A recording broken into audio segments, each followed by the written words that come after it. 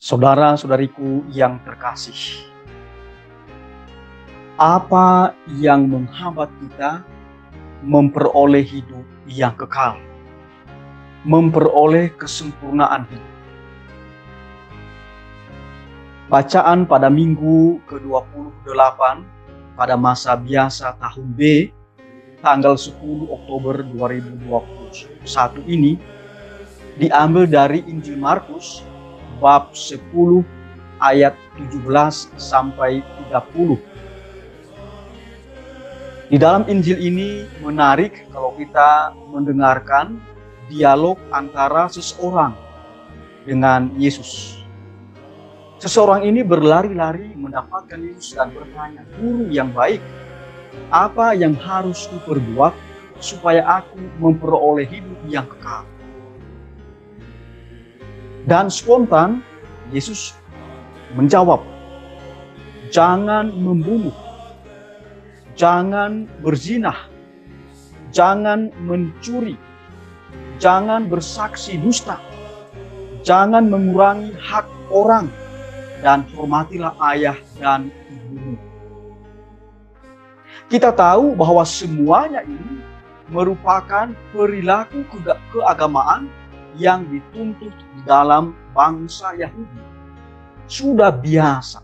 Tetapi seseorang yang berlari-lari ini yang bertanya kepada Yesus menjawab, "Guru, semuanya itu sudah saya lakukan." Dan Tuhan Yesus menjawab, "Pergilah dan jualah segala milikmu dan berikanlah kepada orang miskin."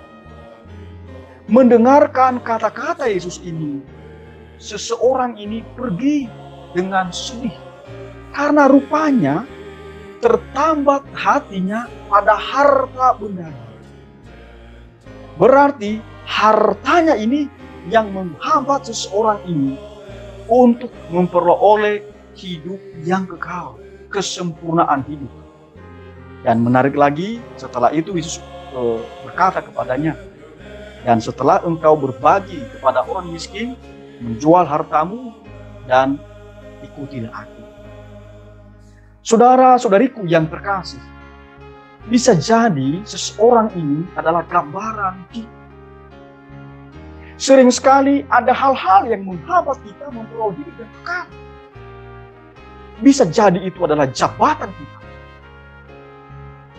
Ada seseorang yang menggunakan jabatannya untuk memperoleh keuntungannya dan untuk menutup matanya untuk tidak berbagi kepada orang lain.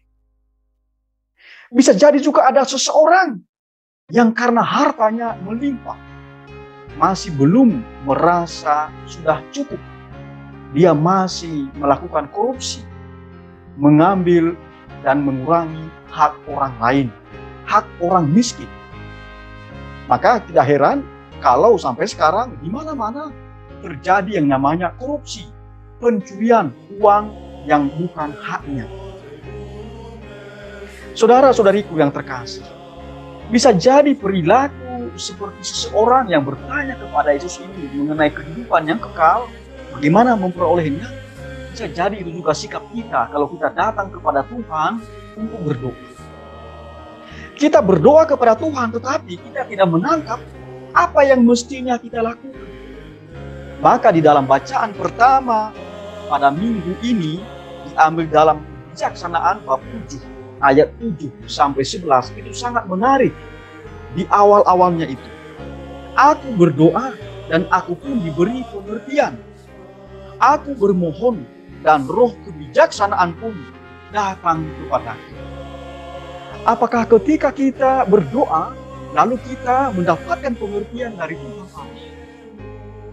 Ada sesuatu hal yang membuka pikiran kita, membuka hati kita untuk berbuat kepada orang lain. Apakah ketika kita berdoa, juga membuka pikiran kita, membuka hati kita, sehingga kita memperoleh kebijaksanaan, dan dengan demikian kita melaksanakan apa yang menjadi kehendak Allah.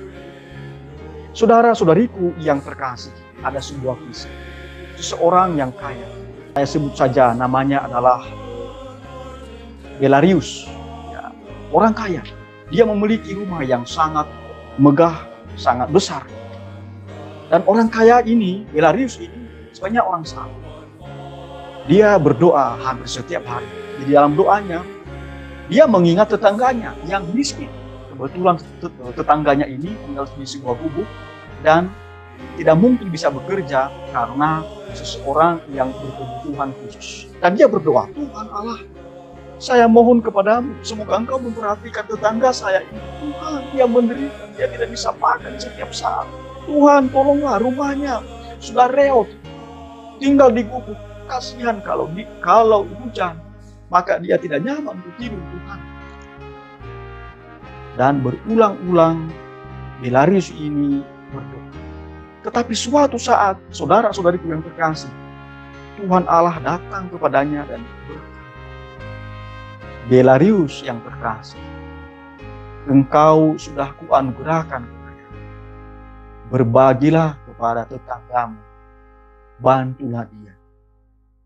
Saudara-saudariku yang terkasih, Belarius bergegas dan mencari cara supaya dia bisa membangun rumah tetangganya ini yang sangat membutuhkan, orang yang berkebutuhan khusus. Doa mengubah Belarius untuk berbagi, berbelas kasih kepada tetangganya. Doanya membuka pikirannya, kebijaksanaannya, sehingga dengan demikian ia melaksanakan apa yang menjadi kehendak Allah.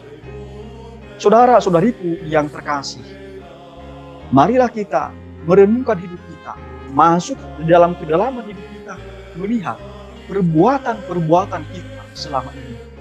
Apa yang menghambat kita memperoleh kehidupan yang kekal? Apa yang menghambat kita memperoleh kesempurnaan hidup? Bacaan kedua yang kita dengarkan dalam hari Minggu ke-28 pada tanggal 10 Oktober dari Ibrani bab 4, 12 sampai 13. Firman Allah itu hidup dan kuat. Firman Allah itu hidup dan kuat. Saudara-saudariku yang terkasih, firman Allah itu hidup dan kuat. Hidup dan menghidupkan. Ketika kita sudah mendengarkannya, kita melaksanakannya dalam hidup kita. Marilah kita berbagi. Marilah kita memperhatikan orang-orang sekitar kita. Barangkali kita orang salah. Kita tidak mencuri. Tetapi kita kurang memperhatikan orang-orang sekitar kita. Tuhan memberkati. Amin.